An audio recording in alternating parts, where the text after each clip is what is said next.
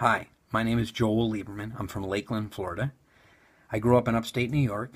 I'm a social worker. I've worked in the social service field for nearly 24 years. I live with my four wonderful children, ages 7, 11, 15, and going on 19.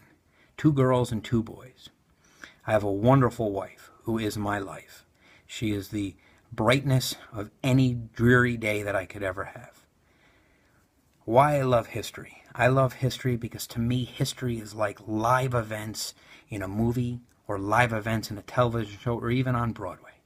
I love it so much that I can close my eyes and I can see that image in World War II or being a knight or a king or even Napoleon time or going back to the Greeks and how they learned math. And we even use those theories today. It's amazing to me. History is so important, we don't even realize how important it is.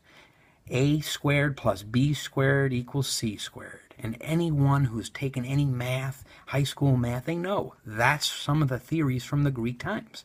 So it's not just in social studies or history that we learn about history. We learn it in every day. We learn it in sports. We learn it in entertainment. We learn it basically opening the newspaper and reading about history. I know it's current events, but we learn from where these people are and what's been going on, and then we explore that. And I think some of the key negatives about history is we only go over dates or we only go over some events, but we don't get into it. We don't teach the kids today that in December 7th, 1941, it was Pearl Harbor, that the ships in Pearl Harbor weren't ready, and the men and women fought, but the Japanese planes bombed us and we had no defense. Or in World War II, and the Japanese were bombed by us. We don't really talk about all that stuff, but it's on the surface. And I think it should come alive and be magical, even the wars, and teach everyone step by step what happened. It's amazing to me what we miss out. We miss out on knights, queens, kings, jesters. We miss out on the Wild West, and we don't really get into it until you go to college. I think high school and elementary school students would love it. I think it's an amazing subject, and it just doesn't end at school. I remember going to Saratoga when I was younger on a field trip, and I could imagine, and it brings chills to me, imagine walking on the same ground as George Washington.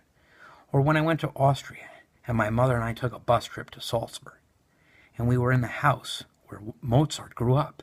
I thought, Mozart, hey, give me some music lessons. I hope that he could send some vibe, but I still am tone deaf. But it was just an amazing experience. Or going into the courtyard and seeing all the beautiful buildings that were historically built years and years ago.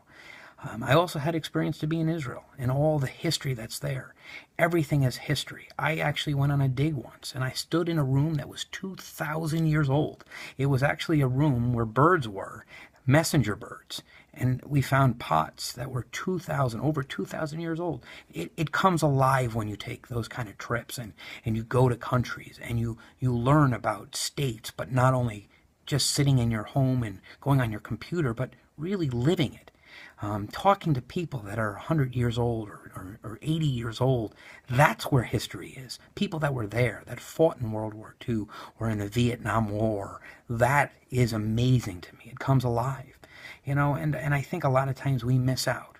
We miss out on that because we're all worried about the dates and the time rather than the exact event. And you can close your eyes right now and you can imagine, the inventions of Benjamin Franklin. These are the reasons, and Thomas Edison, and Albert Einstein.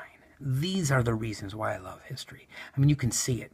Now, I try to think of why me, because I'm not typical. I love history, and I love all those things, but I try to bring a sense of humor to it. I try to bring action and performance to it. I am a one-of-a-kind person. I have tried to be on Second City TV in Detroit. They had an open calling. I've tried to do stand-up in my life when I was in high school and early college. And you know what?